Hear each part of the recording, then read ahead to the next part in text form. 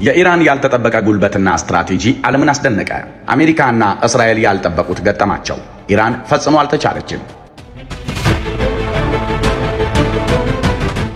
የአሜሪካ ኃያልነት የእስራኤል ጉልበት ለዘመናት ሲነገር ስለነበር ማንም የኢራን ምላሽ ይጠነክራል ብሎ ያሰበ ኢራን በዚህ ልክ ትጀግናለች ብሎ ፈጽሞ እየጠበቀም አልነበረም። ይባሱኑ አሁን የአሜሪካ የውጭ ጉዳይ ሚኒስተር በየቀኑ ኢራን 100 ሚሳኤል እየተኮሰች እኛ በቀን 6 ወይም 7 ብቻ እያመረትን መከላከል አንችልም፣ በጦርነቱ ላይ ከቆየን ኪሳራችን ይብሳል እያለ ነው። አሜሪካ የምትጨነቅበትን ስትራቴጂ የነደፈችው ኢራን ግን አሁንም የሚሳኤል ጋጋታ ማስወንጨፏን አላቆመችም። ተወደደም ተጠላም አሁን ዓለም ስለ ኢራን ጀግንነትና ጀብዱ እያወራ ነው። ጦርነቱ በዚሁ ከቀጠለና ይህንን ትግል ኢራኖች ድል ካደረጉ ደግሞ ዓለም በአዲስ መልክ ትዋቀራለች። ያ የለመድነው አሜሪካ ካላለች አይሆንም የሚለው ጨዋታ ያበቃና ሌላ የዓለም ስርዓት ይጀመራል ይላሉ ወታደራዊ ተንታኞች።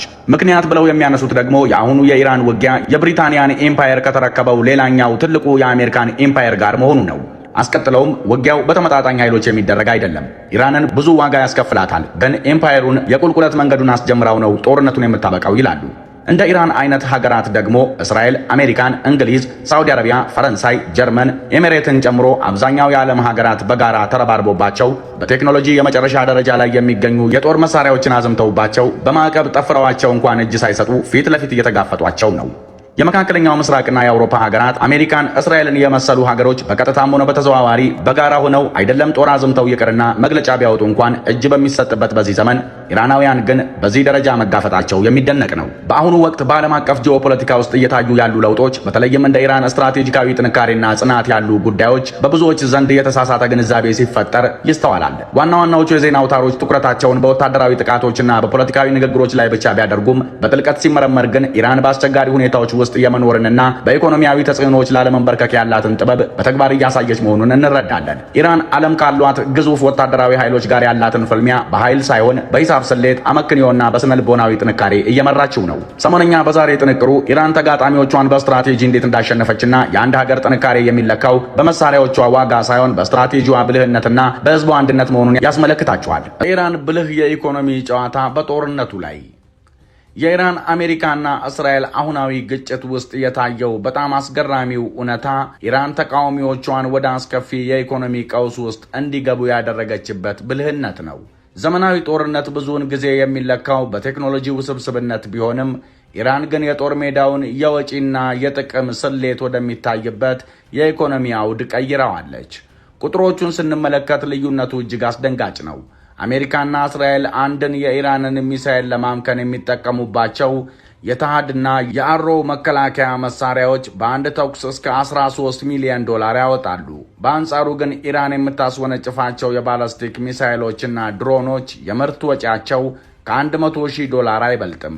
ይህ ማለት ተቃዋሚዎቿ አንድ መከላከያ በከፍተኛ ወጪ ሲተኩሱ ኢራን በዚያው ወጪ በደርዘን የሚቆጠሩ ጥቃቶችን መሰንዘር ትችላለች ማለት ነው። ይህ ወታደራዊ ብልጫ ሳይሆን ተቃዋሚን በኢኮኖሚ በማድከም ጦርነቱን መቀጠል የማይችሉበት ደረጃ ላይ የማድረስ ስልት ነው። ከመሳሪያዎቹ ዋጋ ባሻገር ሌላው ወሳኝ ጉዳይ የማምረት አቅም ነው። የምዕራባውያን ወታደራዊ ኢንዱስትሪዎች በጣም ዘመናዊና ለመስራት ረጅም ጊዜ የሚወስዱ መሳሪያዎች ላይ ሲያተኩሩ፣ ኢራን ግን በወር ውስጥ ከ100 በላይ ሚሳኤሎችን ማምረት የሚችል የተቀናጀና ፈጣን የኢንዱስትሪ መዋቅር ገንብታለች። የተቃዋሚዎቿ ጥምር የምርት አቅም ግን በዚያው ጊዜ ውስጥ ጥቂት መከላከያዎችን እንኳን ለማምረት ይቸገራል። ይህ ሁኔታ የባህረ ሰላጤው ሀገራትና የእስራኤል የመከላከያ ጋሻ በፍጥነት እንዲሟጠጥ ያደርገዋል። የኢራን ስትራቴጂ የተገነባው የጠላትን ጦር የግድ ማጥፋት የለብህም፣ ይልቁንም ራሱን የሚከላከልበትን ጋሻ ማቆየት፣ በኢኮኖሚ የማይቻል እንዲሆን ማድረግ ይበቃል በሚል እሳቤ ላይ ነው። ሰማዩን ባነሰ ወጪ በተመረቱ ውጤታማ ቴክኖሎጂዎች በመሙላት ኢራን ማንኛውንም ግዙፍ ወታደራዊ በጀት ማክሸፍ እንደምትችል በተግባር አሳይታለች። ኢራን የተዘጋጀችበት ወሳኙ ወታደራዊ ስትራቴጂና ዝግጅት ብዙ ታዛቢዎች የአንድ ሀገር ጥንካሬ በጥቂት መሪዎች ወይም በማዕከላዊ ተቋማት ላይ ብቻ የተመሰረተ እንደሆነ አድርገው ያስባሉ። ኢራን ግን ላለፉት 40 ዓመታት እንዲህ አይነቱን ጫና ለመቋቋም የሚያስችል እጅግ ጥልቅና በየቦታው የተሰራጨ መሰረተ ልማት ስትገነባ ቆይታለች። በቅርቡ የመሪዎችን ሕይወት ለማጥፋት ወይም ቁልፍ የሆኑ ማዕከላዊ ቦታዎችን ለመምታት የተደረጉ ሙከራዎች የሀገሪቱን የመከላከል አቅም ሊያዳክሙ ያልቻሉት የኢራን የመከላከያ ስርዓት እንደ አንድ ማዕከል ሳይሆን እንደ ተሳሰረ ድር ወይም ኔትወርክ ሆኖ እንዲሰራ ተደርጎ ስለታቀደ ነው። በመሬት ውስጥ የተገነቡ የሚሳኤል ከተሞች፣ የተደበቁ የማምረቻ ፋብሪካዎችና በሀገሪቱ የተለያዩ ክፍሎች የተከፋፈለ የእዝ መዋቅር ኢራንን ለማንኛውም ጥቃት የማይበገር የመከላከል አቅም ሰጥቷታል። የስትራቴጂካዊ ጥልቀት ማንኛውም ጥቃት ምንም ያህል ትልቅ ቢሆን የሀገሪቱን ኦፕሬሽኖችም ሆነ የማህበረሰቡን እንቅስቃሴ ሊያቆም እንደማይችል ያረጋግጣል። ይህ የመቋቋም አቅም የመነጨው ካለፈው የታሪክ ትምህርት ነው። ባለፉት 20 ዓመታት በጎረቤት ሀገራት ላይ የደረሰውን ውድመት የተመለከተችው ኢራን ህልውናዋ የሚረጋገጠው ስልጣንን በማዕከል ካለማከማቸትና ባልተገመተ ሁኔታ ከመንቀሳቀስ መሆኑን ተረድታለች። ለአየር ጥቃት ሊጋለጡ የሚችሉ የተለመዱ ወታደራዊ አወቃቀሮችን ትታ በአየር ብቻ ሊፈርስ የማይችል አዲስ ሞዴል ተቀብላለች። ይህ የተዘረጋው መረብ ከድንበሮቿም አልፎ በክልላዊ አጋርነቶች የተሳሰረ በመሆኑ በኢራን ላይ የሚሰነዘር ማንኛውም ጥቃት ከተለያዩ አቅጣጫዎች የሚመጣ አጸፋዊ ምላሽ እንዲኖረው ያደርጋል። ይህ አይነቱ ዝግጅት ኢራን ለሚፈጠሩ ክስተቶች ምላሽ ብቻ የምትሰጥ ሀገር ሳትሆን ክስተቶቹን ቀድማ የምትገምትና በማስተዋል የምትመራ መሆኗን ያሳያል። የመካከለኛው ምስራቅ አገሮችን ያስጨነቀው ድንቅ ጥበቃ። የኢራን ወቅታዊ ስትራቴጂ በጣም ብልህ ከሆኑት ክፍሎች አንዱ የጎረቤቶቿን ደካማ ጎኖች በማጋለጥ በመካከለኛው ምስራቅ ያለውን የዲፕሎማሲ ሁኔታ የቀየረችበት መንገድ ነው።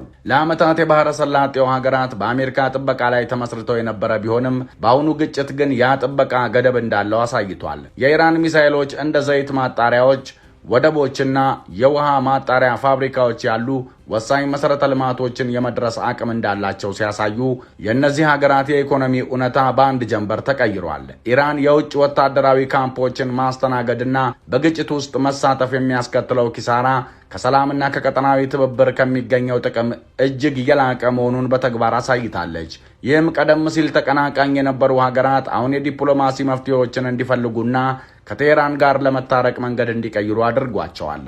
እንደ የተባበሩት አረብ ኤሚሬትስና ሳውዲ አረቢያ ያሉ ሀገራት ከውጭ ለሚመጣ ወታደራዊ አጀንዳ ከመገዛት ይልቅ የራሳቸውን የኢኮኖሚ ህልውና ለማስቀደም ሲንቀሳቀሱ እያየን ነው።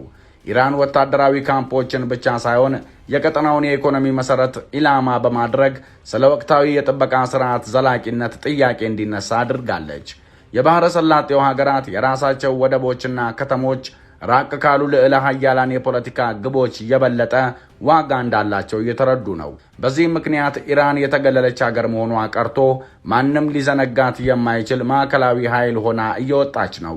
ይህ ወደ ቀጠናዊ ዲፕሎማሲ የተደረገው ሽግግር ኢራን በክልሉ ውስጥ ይበልጥ የተረጋጋና በሀገር በቀል ኃይሎች የሚመራ ስርዓት እንዲኖር ያላትን ተጽዕኖ የመጠቀም ችሎታ ያሳያል።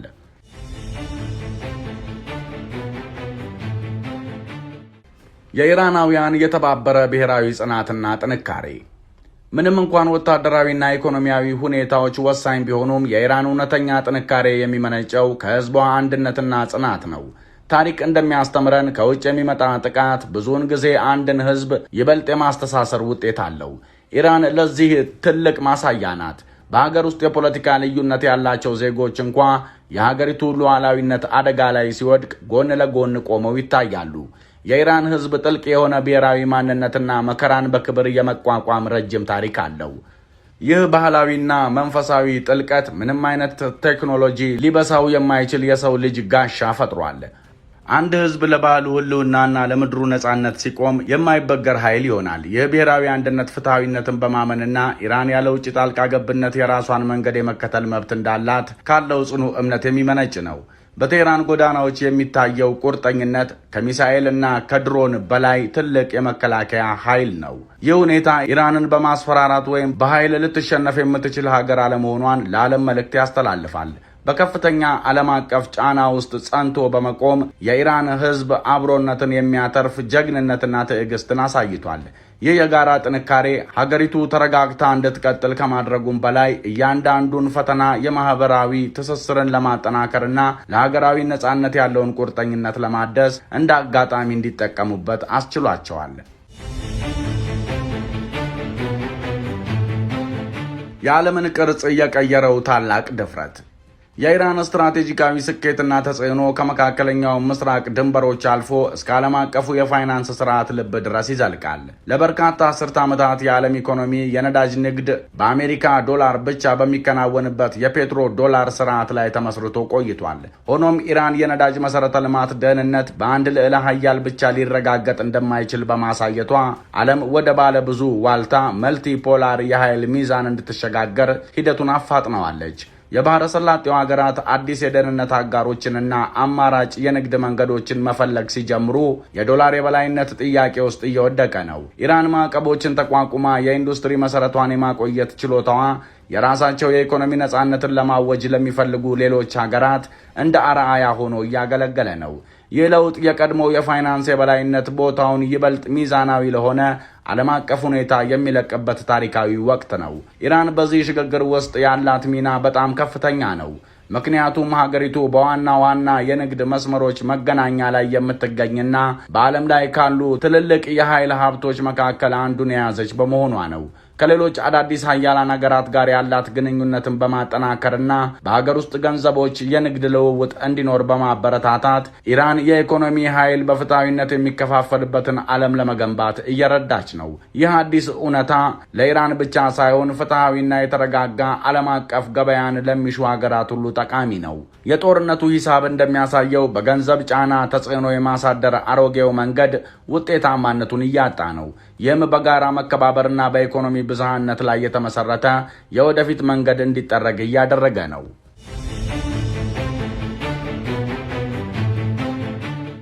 የዓለምን መልክ የሚቀይረው ድልና መጨረሻው። አሁን ወቅታዊው ሁኔታ የሚያሳየው ኢራን ከታሰበው በላይ እጅግ ጠንካራ፣ ብልህና ጽኑ ሀገር መሆኗን ነው።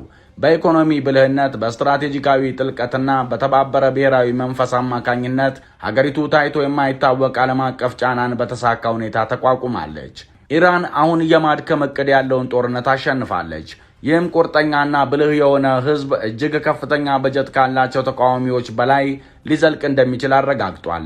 በአሲሜትሪክ አቅሞችና በቀጠናዊ ዲፕሎማሲ ላይ በማተኮር ኢራን የራሷን የወደፊት እድል ከማረጋገጧን በላይ ዓለም ወደ ሚዛናዊ የኃይል አወቃቀር እንድትሸጋገር ግንባር ቀደም ሚና ተጫውታለች። ከቅርብ ጊዜ ወዲህ የተፈጠሩ ግጭቶች ጋብ ሲሉ በታሪክ የሚዘከረው ምስል የማይበገር ሀገር ምስል ነው። የኢራን ጉዞ እውነተኛ ኃይል የሚገኘው በመጽናት ለረዥም ጊዜ በማቀድና ለሉዓላዊነት በመቆሙ ውስጥ መሆኑን የሚያስታውስ ትልቅ ትምህርት ነው። እዚህ ላይ የታየው ድል ወታደራዊ ብቻ ሳይሆን በትዕቢትና በማስፈራራት ላይ የተገኘ ድል ነው። ኢራን በዓለም መድረክ ላይ የማይተካና ማዕከላዊ ኃይል ሆና መውጣቷን ስትቀጥል ዓለም የራሷን ነጻነት ከምንም ነገር በላይ ከሚያስቀድም ባህል የሚመነጨውን አስደናቂ ጥንካሬ መረዳት ጀምራለች። ይህ የታሪክ ምዕራፍ ትንሽ የተባለችው ሀገር ሂሳብ ከሁሉ በላይ ኃይለኛ ቀመር ሆኖ የተገኘበት ወቅት ሆኖ ለዘላለም ይታወሳል። የተወደዳችሁ የሰሞነኛ ቤተሰቦች አብራችሁን ስለቆያችሁ ምስጋናችን ከልብ ነው። ሰብስክራይብ በማድረግ ቤተሰብ ሁኑን። ሰናይ ጊዜ። ሰላም በምድራችን ላይ ይስፈን።